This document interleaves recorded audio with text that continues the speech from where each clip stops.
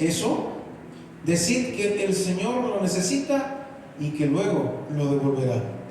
Fueron y hallaron el pollino atado afuera a la puerta, dice, en el recodo del camino, y lo desataron, dice la palabra del Señor. Y uno de los que estaba allí les dijeron: ¿qué hacéis desatando el pollino? Ellos entonces les dijeron como Jesús había mandado, y los dejaron. Y trajeron el pollino a Jesús y echaron sobre él sus mantos, y se sentó sobre él.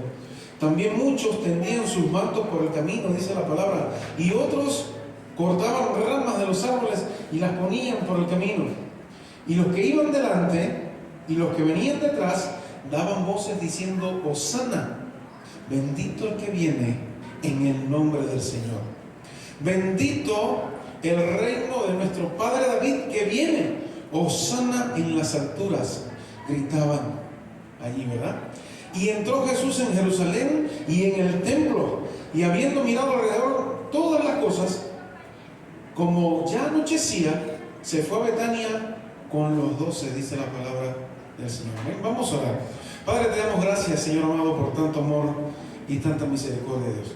Gracias, Señor amado, porque hace muchos años atrás tú enviaste a tu Hijo, y tu Hijo hizo esta labor tan hermosa, Señor amado, de entrar a Jerusalén en esta última semana de pasión, en esta última semana de amor por esta humanidad y de amor por cada uno de tus hijos, Dios.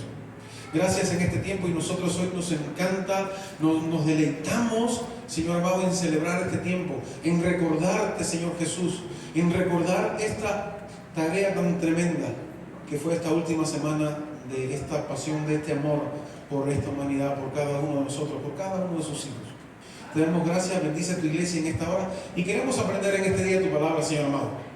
Queremos aprenderla, que ella penetre en nuestras vidas, en nuestros corazones como espada de dos filos, y que allí se quede grabada en nuestras vidas, y que la podamos aplicar el día de mañana también. Por Cristo Jesús, Padre, te damos gracias y decimos amén y amén, Señor. Qué maravilla, mis amados, qué maravilla esta historia de la entrada triunfal a Jerusalén. Ahora llegamos a Jerusalén, y todos los relatos que el evangelista recoge desde aquí hasta el final de su evangelio tuvieron lugar allí y en sus alrededores de la ciudad de Jerusalén. Evidentemente Marcos evitó mencionar los otros viajes que Jesús había hecho a Jerusalén durante su ministerio público, ¿sí? Y que Juan, el evangelista, recogió, ¿sí? Qué increíble poder ver como varias personas que estuvieron con nuestro maestro tuvieron esa inspiración, ¿verdad?, para redactar todas estas cosas tan maravillosas que hoy llegan a nosotros, y llegan a nosotros de una manera muy especial, ¿sí? Una palabra viva, una palabra eficaz. Y eso es lo que hicieron estos evangelistas, estos escritores tan increíbles de la palabra del Señor. Amén. Entonces, mis amados, hasta ese momento todo el ministerio de Jesús había tenido lugar, ¿dónde? En Galilea o en las regiones de alrededor. Pero ahora Jesús, ¿dónde estaba? Ahora Jesús está entrando, ¿no?, en la ciudad de Jerusalén, el centro mismo del judaísmo de la época, ¿sí? Donde se encontraba, ¿qué cosa? Jerusalén, ahí se encontraba el templo y las máximas autoridades religiosas de Israel, ¿sí? Ahí estaban ellos todos.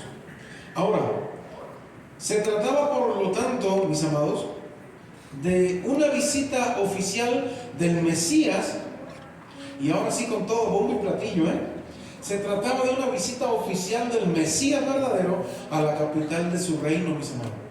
De eso se trata esta entrada a Jerusalén. Y a lo largo de los acontecimientos que Marcos ha seleccionado de esta etapa, iremos viendo, mis amados, cómo Jesús examina los diferentes aspectos de la religión, judía, ¿sí? Y vamos a ir viendo eso. Ahora, para constatar finalmente que no habían dado los frutos que Dios esperaba de estas autoridades religiosas de la época, mis amados. Y en eso estaba entrando Jesús a Jerusalén, y fue directamente hacia dónde también, hacia el templo, mis amados. Ahora, Eso es lo que quería constatar, eso es lo que se estaba previendo, aunque con lágrimas y profundo dolor tuvo que emitir juicio contra ella, mis amados. Ahora, por supuesto que esta representación pública no agradó a las autoridades judías, mis amados. Y usted lo sabe. Que vieron peligrar, ¿no?, su posición de liderazgo y los grandes beneficios económicos y políticos que por esta causa disfrutaban, mis amados. Usted sabe que los fariseos y toda esta gente de la casta religioso-política, pues gozaba de una vida muy bien, es decir, muy buena, ¿no? Y entonces sus salarios, todos sus bienes, ¿no?, también. Ahora, lo que dio lugar a que su oposición y enemistad contra Jesús llegara a su clímax. Ahora sí iba entrando con todo bombo y platillo el Rey de Reyes y Señor de Señores, amén. El Mesías esperado. Ahora sí entraba a la ciudad de Jerusalén. Y como había sido escrito, que iba a entrar, ¿cómo? ¿Sobre quién? Sobre un pollino. Y todo estaba cumpliendo según la letra, según la palabra de Dios, ¿sí?, que había sido escrita acerca de él. Y entonces llegaba a su clima, y conforme al programa divino, decidieron, ¿no?, que el Cristo, el Hijo de Dios, fuese crucificado. Y eso fue lo que pasó allí, en resumen de lo que vamos a ir viendo ahora. El propósito de la entrada triunfal a Jerusalén, ¿no? Una de las cosas más sorprendentes cuando usted lee la palabra del Señor, cuando leímos este pasaje, son las medidas que Jesús tomó para atraer sobre sí las miradas de las multitudes ahí en esa entrada tan hermosa a Jerusalén. Eso no quiere decir que el Señor no hubiera estado rodeado anteriormente en muchas ocasiones por multitudes. Usted sabe que sí pasó, que fueron miles los que escuchaban la palabra del Señor, amén. Pero en esta ocasión había algo mucho más especial, mis amados, ¿sí? Se había escrito muchos años antes acerca de esta entrada que el Salvador del mundo iba a realizar en la capital de los judíos, mis amados, ¿sí? Ahora, pero a lo largo de todo el Evangelio, Marcos nos ha mostrado, ¿no?, una y otra vez que Jesús intentaba evitar siempre la publicidad, lo hemos visto. Siempre evitaba la publicidad. Aconsejaba a muchos de los sanados que guardasen silencio, ¿lo recuerdan? Vete, pero no digas nada. No digas nada, no digas quién lo hizo, ¿no? Él evitaba esa publicidad. Él mandaba a que guardaran silencio sobre la sanidad recibida. Se retiraba con sus discípulos para orar y tener instrucción privada con ellos. Incluso cuando quisieron hacerle rey, ¿qué sucedió? Él se fue apresuradamente, dice la palabra, ¿verdad? Pero ahora todo es diferente y vamos a ver por qué. Porque ahora el Rey de Reyes y Señor de Señores ya estaba haciendo todo totalmente diferente en esta entrada triunfal a Jerusalén. La explicación más lógica sería que si una manifestación como la que ahora vemos, que estaba sucediendo, vamos a considerar, mis amados, hubiera tenido lugar antes, quizás, ¿no? Habría adelantado también, si eso hubiese ocurrido antes, lo más probable es que se hubiese adelantado también la cuestión de la cruz, ¿verdad? La cuestión del sacrificio. Todo eso se hubiese adelantado también, mis amados, si él hubiera entrado de otra manera las veces que entró anteriormente a Jerusalén, ¿sí? Pero no ocurrió así, no pasó de esa manera. Ahora es que iba a ocurrir, ahora es que estaba ocurriendo, y es lo que leemos hoy ahí en la palabra del Señor, ¿sí? Y por otro lado, Dios en su misericordia deseaba prolongar las oportunidades para el arrepentimiento de su pueblo antes de traer juicio sobre él. ¿Saben qué, mis amados? Lo mismo está sucediendo en los tiempos de hoy. No sé si usted se percata de que estamos en el periodo de la gracia. Estamos en el periodo en que hoy le hablamos a alguien y esa persona, si en su corazón el Espíritu Santo mueve y trabaja, esa persona hoy tiene la oportunidad de recibir en su corazón al Señor y Salvador. Amén. Hoy estamos de igual manera en un tiempo muy semejante, mis amados. Hoy es tiempo de gracia. Hoy le hablamos a la gente y tiene oportunidad de convertirse antes de la venida del Señor, antes del juicio venidero. Hoy estamos en tiempos muy, muy semejantes. Por eso la Semana Santa tiene que ser una semana evangelística, mis amados. Aprovecharlo de esa manera. Porque hoy hay tiempo todavía de presentar a ese que entró con mantos y palmas en la ciudad de Jerusalén. Amén. Hoy hay oportunidad de eso todavía. Ahora, pero si bien no había sido conveniente presentarse antes de como en esta ocasión, de forma pública, por otro lado era imprescindible hacerlo, puesto que Jesús era el Mesías prometido y como tal debía de manifestarse a las multitudes que lo estaban esperando, mis amados. ¿Sí? Y el lugar indicado tendría que ser necesariamente ¿dónde? En Jerusalén. ¿Sí? La capital del reino, mis amados. La capital del reino, por eso se habla de la nueva Jerusalén, la que Dios plantará.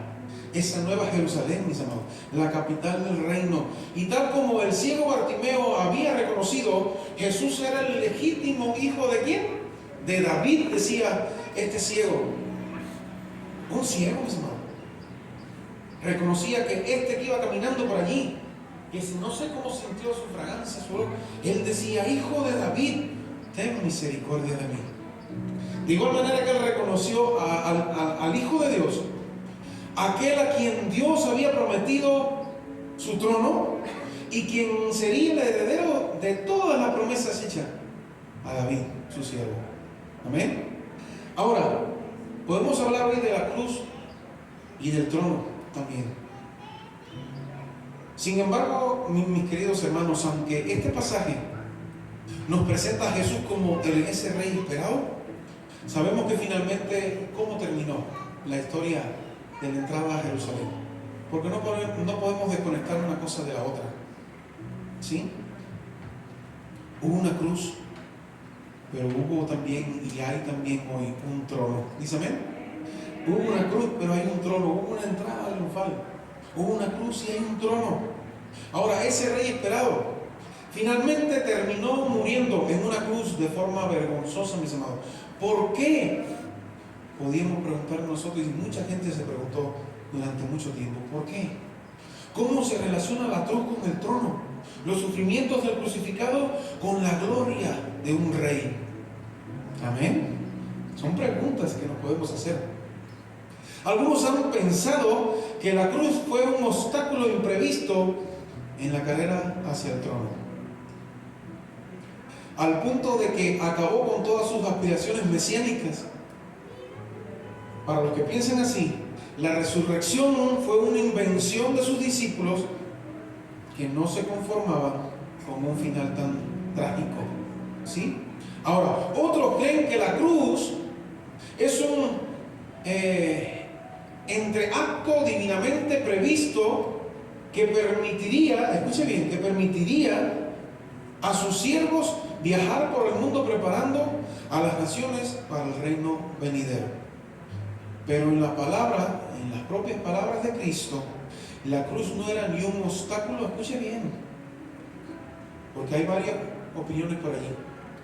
En las propias palabras de nuestro Señor Jesucristo, la cruz jamás fue un obstáculo, ni fue un intervalo útil, sino que fue el fundamento sobre el cual se iba a establecer su reino. Amén.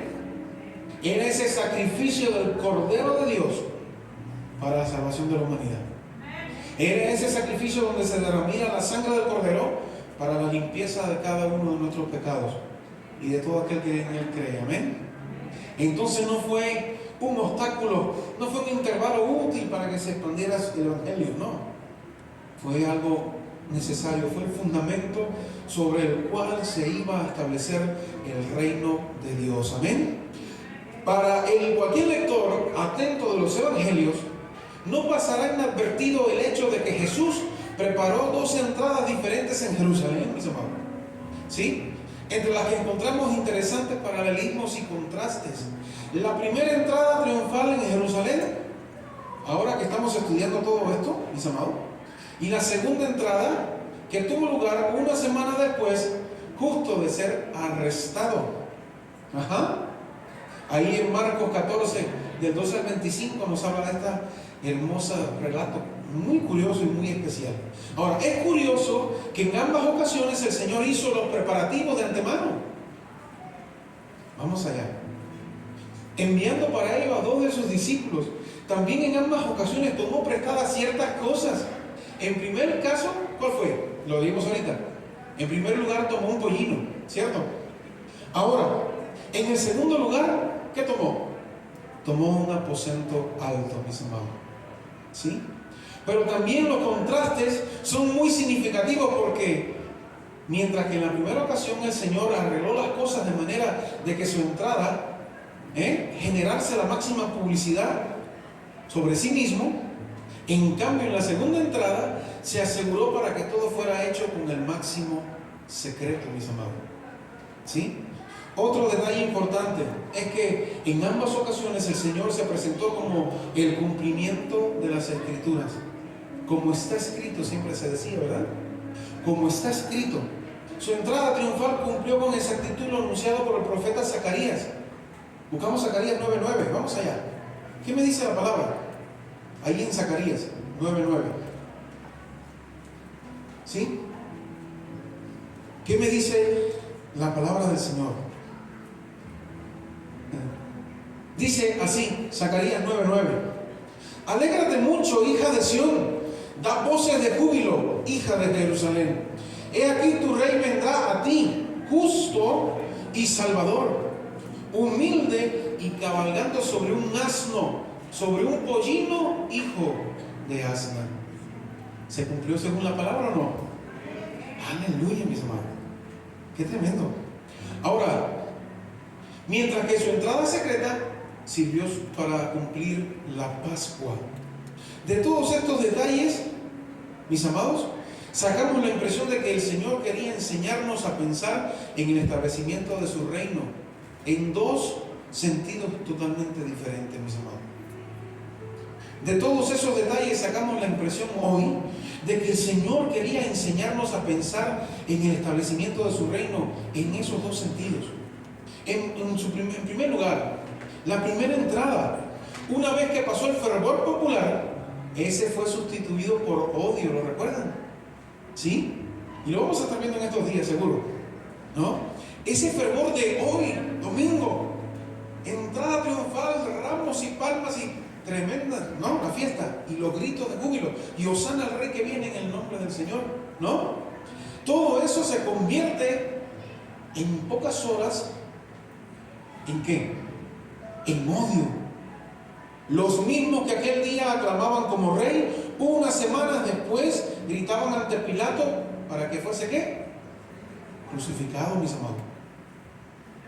Tanto el rey como su reino fueron rechazados públicamente en esta semana tan hermosa que hoy recordamos, mis amados. Fueron rechazados públicamente y en ese sentido público el reino no será establecido hasta su segunda venida, mis queridos hermanos. Amén. Apocalipsis 19 del 11 al 16 nos habla de esa hermosa verdad. El reino de Dios no quedará establecido totalmente hasta la segunda venida de nuestro Señor Jesucristo. Amén. Y usted y yo hoy formamos parte de ese reino. ¿Dice amén o no? Usted y yo hoy formamos parte de esa segunda venida del Señor. Recuerde que pasará algo interesante y va a ser el rapto. Pero pasará luego más interesante que usted y yo vendremos con el Señor a reinar por 1000 años en esta tierra. Amén. ¿Dice amén o no? ¿O usted se piensa quedar? No, para nada, ¿verdad? Vendremos en esa segunda venida, donde será establecido realmente el reino de Dios. Amén. Ahora, no solo fueron los judíos quienes rechazaron a Jesús, también él mismo mostró su desaprobación sobre la nación porque no habían dado los frutos que Dios esperaba de ellos. ¿Sí? No habían sido así. Este fracaso ponía en evidencia la incapacidad del ser humano para cumplir con las leyes de Dios. Amén. Somos incapaces de cumplir con las leyes del Señor. ¿Verdad? ¿Queda claro? Somos incapaces, por eso era necesario un Redentor, un Cristo, un Mesías, para que usted y yo fuésemos salvos y todos los pecados nuestros fuesen pagados allí en la cruz del Calvario por este Mesías, por este Cristo, que estaba hoy, un día como hoy, entrando en la ciudad de Jerusalén, siendo aprobado y a los pocos días siendo totalmente rechazado también. ¿Amén? Ahora, qué tremendo, mis amados. Tenemos esa incapacidad. Somos incapaces de cumplir la ley de Dios. Por esa razón, la segunda entrada con motivo de la celebración de la Pascua se reviste de una importancia especial. En aquella ocasión, ¿qué sucede? En un momento de la cena, Jesús dijo: esta es mi sangre del nuevo pacto, ahí en Marcos 14, ¿no? Tal vez nosotros no sepamos a qué nuevo pacto se refería Jesús, ¿cierto? Ahora, ¿cuáles eran sus condiciones? Pero los judíos sabían bien de qué se trataba. Se trataba de lo profetizado por el profeta Jeremías. Ahí en Jeremías 31, del 33 al 34. Incluso también ahí en Hebreos 10, del 16 al 17, se habla de esta gran verdad y se habla de este tema tan importante. Allí encontramos ¿qué cosa? Ese nuevo pacto, que incluiría el perdón de los pecados y también que el Señor escribiría sus leyes en los corazones de cada uno de ellos. ¿Amén? Ese era el pacto. La ley, todo eso está escrito en cada uno de nuestros corazones también. Usted ha recibido el corazón de Cristo, mi amado. Usted ha recibido el Espíritu Santo de Dios también. ¿Cuántas cosas, mis amados? Usted ha sido sellado por el Espíritu Santo de Dios. ¿Amén? Y entonces todo esto está en usted, amado hermano y hermana que hoy me escuchan. ¿Sí? Esos dos requisitos fundamentales para el establecimiento del reino en los corazones de los hombres, eso estaba allí. Por lo tanto, podemos concluir que ante el fracaso del pueblo de Dios, ¿sí?, en aceptar a su rey y cumplir con sus leyes, ¿qué sucede? Él estableció su reino secretamente en el interior del corazón de los hombres. Y para ello, mis amados, era necesario, ¿no? Era necesario, ¿qué cosa? Era necesario ese nuevo pacto. Y que ese nuevo pacto fuera ratificado por medio de su sufrimiento, por medio de su sangre y por medio de su muerte. Por eso en la cena el Señor dice: este es mi cuerpo, que por vosotros es partido. Este es mi sangre, ¿sí? El nuevo pacto en mi sangre, que por vosotros es derramado. ¿Ven? Así hablaba el Señor en la cena. Y así veremos lo que sucederá en el día viernes, ¿verdad? Qué tremendo, mis hermanos. Pero hoy estamos celebrando esa entrada de nuestro Rey de Reyes y Señor de Señores, ¿sí? Entonces, mis amados, por eso fue necesario ese nuevo pacto, y que fuera ratificado por medio de ¿qué? Dijimos, de sufrimiento, por medio de sangre y por medio de muerte del Cordero de Dios. Amén. Desde ese momento hasta su segunda venida, el reino ha de existir solo de forma espiritual. ¿En dónde existe el reino de Dios hoy? ¿Saben algunos de ustedes dónde? El reino de Dios existe hoy en los corazones de cada uno de ustedes. Amén. El reino de Dios está en tu corazón hoy, y está allí de manera secreta, como dice la palabra, ¿sí? No de una forma pública. El reino de Dios está en tu corazón y en el mío también. Amén. Allí mora el Espíritu Santo de Dios. Allí está el reino hasta la segunda venida de nuestro Señor Jesucristo. Amén. Allí está. Ahora, ¿qué estaba entendiendo la multitud? Podemos preguntarnos hoy, ¿qué entendía la multitud? No deja de resultar sorprendente que en tan solo una semana las multitudes, mis amados, cambiaran tan drásticamente de opinión en cuanto a Cristo Jesús. Todo eso nos lleva a preguntarnos por qué estaban aclamándole en esta ocasión como rey.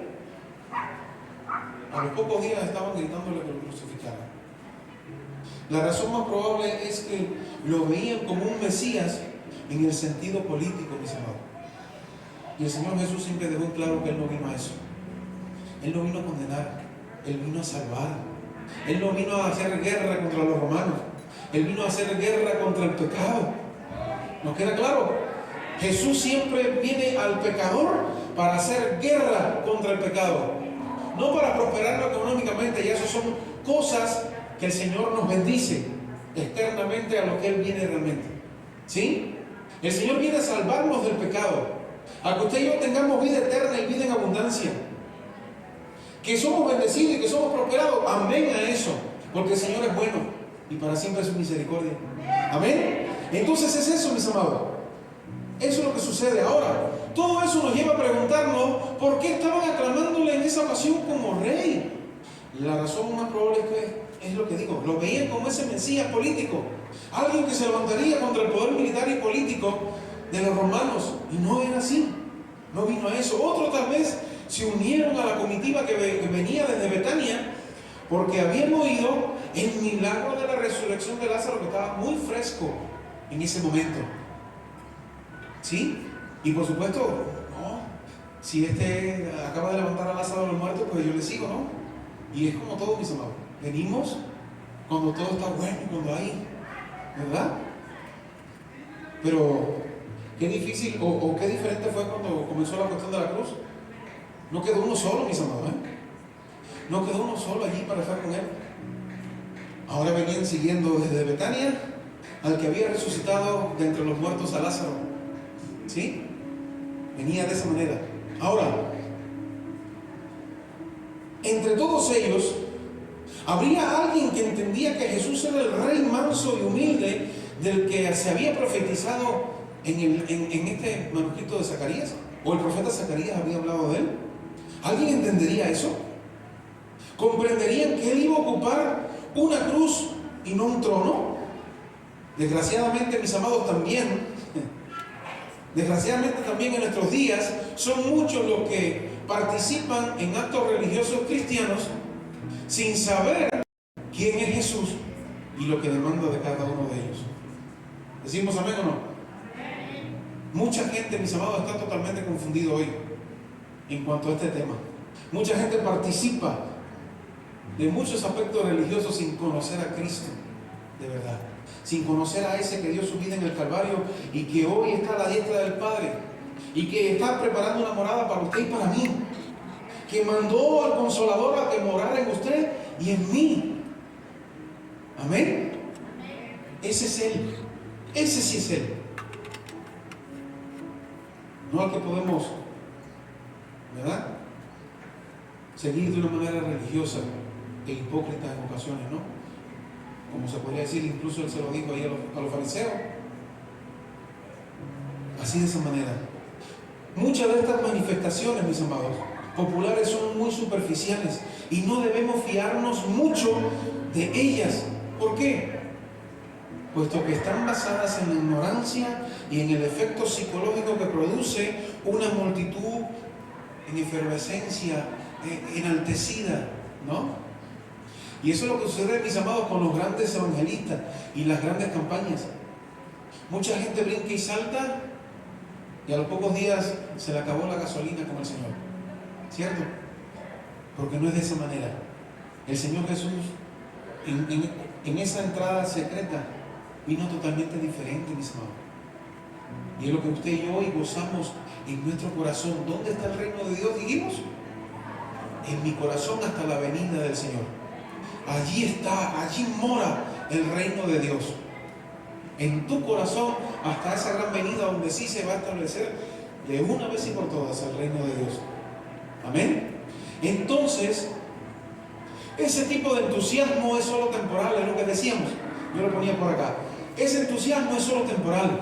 Cuando cualquier presión en el sentido contrario lo hará cambiar de dirección, y eso es lo que sucede con la gente. En los grandes avivamientos, esos demasiado grandes, eso es lo que sucede, mis amados. No hay nada más hermoso que usted agarrar a una persona que realmente esté necesitada y que realmente quiera aceptar al Señor como su Señor y Salvador, ahí solito, y usted le habla y esa persona entiende, comprende y recibe a Cristo en su corazón. Amén. Y eso es lo que queremos que suceda en esta semana, mis amados. Que usted pueda traer una vida que tenga la necesidad de Cristo, y que en esta semana de gracia, semana de pasión, esa persona se puede llevar en su corazón la salvación, la vida eterna. ¿Amén? y a Cristo Jesús reinando en su corazón. Amén. Eso es lo importante, mis amados. Por eso es que el viernes invite, porque eso es la ganancia verdadera. No multitudes enaltecidas ni dando saltos y para allá, que es bueno dar saltos con el Señor. Cuidado, no, que no se malentienda. En el Espíritu hacemos de todo, porque en el Espíritu del Señor hay libertad. Amén. Cuidado con eso. Amén. En el Espíritu de Dios hay libertad, y de eso se trata. Ahora, como efectivamente ocurrió una semana después de la inmensa mayoría de aquella multitud que clamaba fervientemente al Señor, un día como hoy, un viernes, y durante todos esos días estarían allí ganando en odio y ganando en gritos y en ofensas a nuestro Señor Jesucristo. Crucificarle, decían. Ahora, vamos a analizar algunas cuestiones especiales de la entrada triunfal de Cristo. El pollino sobre el que nadie había sido montado, dijo el Señor. Los preparativos que el Señor se tomó el lujo de hacer. Como antes comentábamos, en esa ocasión el Señor prepara anticipadamente los detalles de su entrada en Jerusalén. Para ello envía a 2 de sus discípulos para que trajeran de la aldea a un pollino, el cual estaba simplemente amarrado en un lugar, sobre el cual iba a entrar montándolo. Todo esto nos llama la atención porque Jesús podría haber entrado a la ciudad andando como siempre, como lo había hecho en otras ocasiones, ¿verdad? Pero al tomar esa decisión estaba indicando que tenía un propósito concreto. ¿Amén? Como está escrito, como dice la palabra, ¿verdad? Ahora, la profecía de Zacarías, qué maravillosa, mis hermanos. ¿Qué nos dice? La vuelvo a leer así rapidito. Zacarías 9:9 nos dice: alégrate mucho, hija de Sión, da voces de júbilo, hija de Jerusalén. He aquí, tu rey vendrá a ti, justo y salvador, humilde y cabalgando sobre un asno, sobre un pollino, hijo de asna. Es muy probable, mis amados hermanos, que ni los discípulos ni tampoco las multitudes se dieran cuenta, en medio del entusiasmo que había, totalmente generalizado en el momento, de que en aquel preciso momento ellos estaban participando en el cumplimiento de una profecía dada por Zacarías. Amén. ¿Y sabe qué, mis amados hermanos? En algún momento de nuestras vidas, ni usted ni yo nos percataremos de que estamos participando en un momento tan especial, profético, acerca del reino de Dios. Amén. Porque de una manera u otra vamos a ser partícipes, mis amados, de la profecía acerca del reino de Dios, de la venida de nuestro Señor Jesucristo. Amén. Usted y yo somos partícipes de eso, mis amados. Y eso no nos tiene que llenar de temor, todo lo contrario. Eso nos tiene que llenar de gozo. Es mi generación, lo estoy viendo, lo estoy percibiendo. Es nuestra generación la que va a participar de la segunda venida del Señor. Es mi generación la que posiblemente participe del rapto de la iglesia. No sé cuántos de nosotros podemos estar acá hoy sentados alabando al Señor y demás, pero pensando en que en algún momento, que no lo sabemos, suene una trompeta que se va a sentir donde sea. Esa sí no va a ser como la alarma sísmica, que en un momento se oye y en otro no. Esa sí se va a sentir bien fuerte. Y van a temblar nuestro corazón y las rodillas se van a doblar. Amén. Y entonces en ese momento vamos a estar con el Señor en las nubes, mis amados. Pero dice la palabra que los que murieron en Él irán primero también con el Señor. Amén, es eso, ¿no? Toda nuestra gente linda que amamos y que amó al Señor van a ser los primeros en estar con Cristo en las nubes. Aleluya, eso. Y si eso no nos llena de gozo, ¿qué nos llenaría de gozo, mis amados? Si eso no me hace a mí servirle a Dios,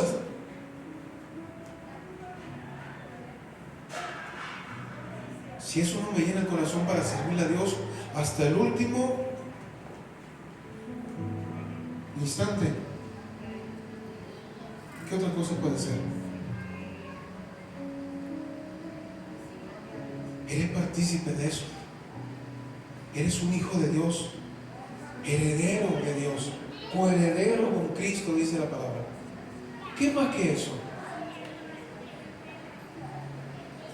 ¿Qué más que eso, mis amados? Nada mejor que eso. Nada mejor que eso, mis hermanos en la fe. ¿Sí? Creemos que esta no era una lección principal, que esta no era la lección principal que el Señor se proponía enseñarnos. Había otro detalle aún más importante, y que era el animal dedicado a un propósito sagrado. No debía haberse usado antes para tareas cotidianas. Y él dijo: donde nadie se ha montado, dijo el Señor. ¿Sí? Puede buscar usted después ahí por curiosidad. Números capítulo 19, versículo 2. ¿Sí? Y Deuteronomio capítulo 21, versículo 3. Y vea, qué interesante, mis amados. Ahora, esto servía para resaltar que la entrada de Cristo que la entrada de Cristo que se estaba realizando en Jerusalén se revestía de un carácter totalmente sagrado. Amén. La humildad de Cristo es el otro punto que quiero tocar hoy. Ya vimos acerca de el pollino sobre el cual nadie se ha montado, pero ahora vamos a ver la humildad de Cristo. Sin lugar a dudas, mis amados, esta descripción que Marcos nos hace de la entrada triunfal de Cristo tuvo que haber sorprendido mucho a sus primeros lectores romanos. Ellos estaban acostumbrados a otros tipos de desfiles triunfales. Cuando regresaba algún general victorioso, lo hemos visto incluso hasta en películas, yo creo. ¿Qué hacían? No, eran dos filas de millones de soldados así, y pasaban por el medio de todos los carruajes con los héroes de la batalla, ¿verdad? Era totalmente diferente. Y a eso estaban acostumbrados los romanos, ¿no? Ahora, ¿qué sucedía acá? O cuando entraba César, de igual manera, ¿no? Pero en esta ocasión se usaba, es decir, en esas ocasiones se usaban carruajes dorados que irían rodeados de oficiales importantísimos. Cuando entraba César ocurría todo esto, ¿no? ¿Sí? Y en el desfile se exhibirían los tesoros y los prisioneros conquistados. Ajá. También los sacerdotes romanos estarían allí ofreciendo inciensos a sus dioses. Pero, vamos allá. ¿Qué sucedía en el contraste de la entrada triunfal de nuestro Señor Jesucristo? En contraste con todo eso que vimos ahora mismo, Jesucristo iba montando sobre un asnito, un asnillo, como se pudiera decir, ¿no? Sin prisioneros, sin riquezas, y eso servía para mostrar con claridad que Él venía presentando como el príncipe de paz, como dice la palabra del Señor en Isaías 9:6. Ahí venía el príncipe de paz. Amén. No el guerrero de la guerra, el victorioso César. No. Aquí estaba entrando el príncipe de paz, el Salvador humilde, como dice Zacarías allí. Los vestidos y las ramas. ¿Qué significa para nosotros eso? Aunque en la entrada de nuestro Señor Jesucristo se revestía de humildad, no por ello faltaron las muestras de aprecio por parte de las multitudes, mis amados. Cortaban ramas, dice la palabra. Echaban sus mantos sobre el camino también. El evangelista nos dice que algunos pusieron sus vestidos incluso en el camino por donde pasaba, y otros cortaron ramas, como les había dicho anteriormente, que también tendieron en el suelo para que pasara el Salvador. ¿Sí? Todo eso sirvió como una alfombra improvisada para la cabalgadura que Jesús montaba. ¿Sí? El detalle interesante es el siguiente, vamos a ver. El detalle interesante es este. Si tenemos en cuenta que para ellos el vestido es un símbolo de dignidad personal y de la posición social que tenían, por tanto, con ese gesto de colocar sus mantos de esa manera, ¿qué sucedía? Estaban mostrando su respeto y su homenaje a Cristo Jesús. Segunda de Reyes 9:13 habla una verdad muy hermosa, y yo le invito que usted luego la observe allí. Segunda de Reyes capítulo 9 versículo 13, mis amados. Ahora, hay una palabra que el Señor dijo. Si preguntan por qué están desatando el pollino, ¿qué dijo el Señor? Díganle que el Señor lo necesita. ¿Qué significa eso? Es un detalle realmente increíble, mis amados. Cuando Jesús envía a sus discípulos para buscar el pollino, les encarga que dijeran al dueño del animal: el Señor lo necesita. ¿Puede necesitar el Señor algo de los hombres? Pudiésemos preguntar hoy. Lo cierto es que Él tiene todo cuanto necesita. ¿Es amén o no? El Señor tiene todo cuanto necesita. Él es Dios y no depende de nadie, mis amados. Sin embargo, en su humillación se hizo dependiente incluso de sus propias criaturas. ¿Amén o no? El Señor en su humillación, en su humildad, se hace dependiente, mis amados, de sus propias criaturas, las que Él creó. ¿Sí? El pollino era prestado, como lo habían sido las barcas que usó en Galilea. ¿Lo recuerdan? ¿Sí? La casa donde se hospedaba, el aposento donde celebró la última cena con sus discípulos, o incluso el sepulcro donde fue colocado el cuerpo del Señor. Todo fue prestado, mis amados. Segunda de Corintios 8:9 dice: porque ya conocéis la gracia de nuestro Señor Jesucristo, que por amor a vosotros se hizo pobre, siendo rico, para que vosotros con su pobreza fueses enriquecidos. Dice la palabra. Amén. Qué maravilloso. Ahora, notemos que Él nunca usó algo para lo que no contara, es decir, para lo que no contara con el consentimiento voluntario de las personas. Y sigue siendo así hoy por hoy. Así es.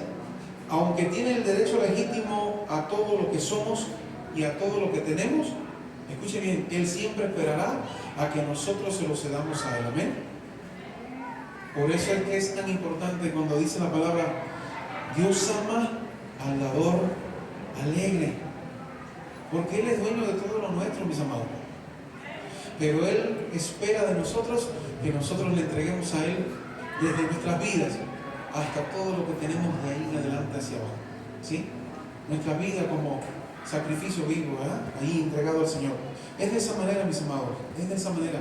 Sigue siendo así hoy por hoy. Sigue siendo así. Él espera voluntariamente y por amor de cada uno de nosotros. Amén. Ese es nuestro Dios. Él es así. Los que iban delante y los que venían detrás daban voces, dice la palabra.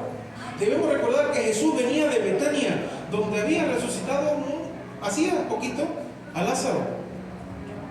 Muchos le acompañaban, dice la palabra. Pero al mismo tiempo la noticia de que Él se encontraba de camino había llegado hasta Jerusalén, mis amados. Así que de entre la multitud de peregrinos que ya estaban en Jerusalén para la celebración de la Pascua, muchos salieron a recibirle, juntándose todos con el grupo que venía de camino con Él. ¿Sí?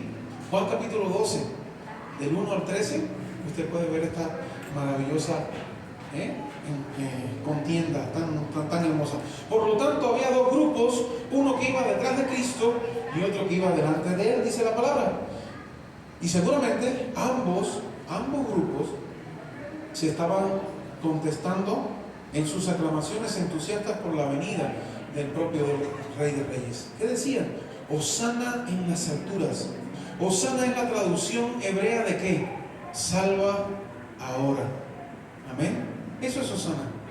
Cuando estamos todos cantando al unísono, Hosana, Hosana, ¿qué estamos diciendo? Usted y yo estamos diciendo: Señor, salva ahora. Y se empleaba como pidiendo una liberación a Dios.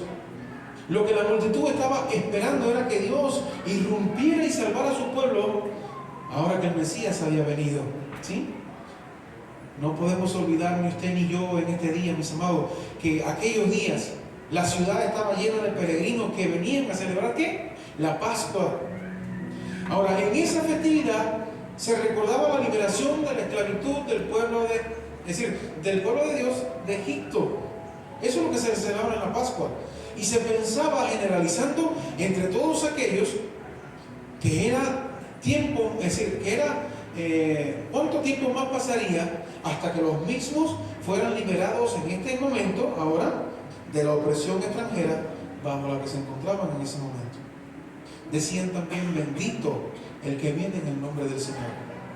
Hay un salmo muy hermoso y dice así, Salmo 118, mis amados, del 25 y 26. Oh Jehová, sálvanos ahora, te ruego, oh Jehová, que nos hagas prosperar ahora. Bendito el que viene en el nombre de Jehová. Desde la casa de Jehová os bendecimos, dice este hermoso salmo. ¿Amén? Bendito el reino de nuestro padre David, que viene también de Sión. Evidentemente las multitudes esperaban que Jesús iba a establecer el reino y que él mismo se iba a sentar sobre el trono de David como legítimo rey de Israel. Eso es lo que se esperaba. ¿Qué me dice a mí la palabra en Lucas 19? Del 39 al 40. ¿Qué me dice? Dice, entonces algunos de los fariseos de entre la multitud dijeron: Maestro, reprenda a tus discípulos. ¿Qué le dijo el Señor? ¿Lo recuerdan? Y él respondiendo le dijo: os digo que si estos callaran, las piedras clamarían. Amén. Y finalmente entra nuestro Señor Jesucristo en el templo, mis amados. Cuando Jesús llega a Jerusalén, su viaje no concluye en el palacio, sino en el templo. ¿Por qué razón, mis amados? Primeramente porque esa era su casa. ¿Mis amigos? Esa era su casa, era la casa de Dios, y en lugar de su trono. Así había sido siempre en la historia de Israel desde los días en que habían salido de Egipto, mis amados. Y Dios mismo moraba entre ellos en el tabernáculo y luego en el templo, como se nos enseña en toda la palabra del Señor. Pero al mismo tiempo se trataba de una visita oficial al mismo corazón de la nación, con la finalidad de llevar a cabo, ¿qué cosa, mis hermanos? Una inspección de su estado espiritual. Y a eso iba el Señor Jesús allí. Dice, y también sirvió para cumplir parcialmente con la profecía de Malaquías. Vamos allá, ¿qué dice? Malaquías 3:1. Y vendrá súbitamente a su templo el Señor, a quien vosotros buscáis. Profecía de Malaquías, capítulo 3, versículo 1. ¿Sí? Dice finalmente la palabra que Jesús, luego de todo esto, ya anochecía, y dice que se va a Betania, y fue lo último que leímos. Se va a Betania con los 12 discípulos. Después de haber mirado alrededor todas las cosas, aunque se suponía que era su casa, lo que vio no le permitía encontrarse cómodo allí, y dice la palabra que ¿qué? Que se va a Betania nuevamente. ¿Qué es lo que ve el Señor Jesús que le desagradó tanto, mis amados?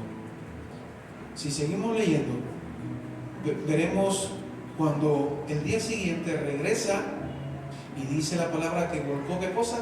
Todas las mesas de los cambistas y la silla de los que vendían palomas, y dijo: mi casa será llamada casa de oración para todas las naciones, mas vosotros la habéis hecho cueva de ¿qué? De ladrones, decía el Señor. El Señor mismo había venido a inspeccionar su casa, y lo que encontró, ¿qué fue, mis amados? Es que sus ceremonias religiosas estaban totalmente carentes de un significado, y pues lo único que se movía ahí era el dinero y las ansias de poder. De igual manera hoy, mis amados, mire a su alrededor, mire algunas iglesias, ¿en qué se han convertido, mis amados? Lo cual da mucha tristeza. Si usted ama al Señor, si usted ama su palabra y ha entendido la palabra de Dios, yo me imagino que usted se sienta muy triste en el corazón cuando vemos iglesias que, ¿qué hacen? ¿No? ¿Qué hacen? Allí se mueve solamente dinero y ansias de poder. Que en misión de fe todo el tiempo more el amor de Dios. Que en misión de fe todo el tiempo more la doctrina del Señor, la única, la bíblica, la verdadera. ¿Sí?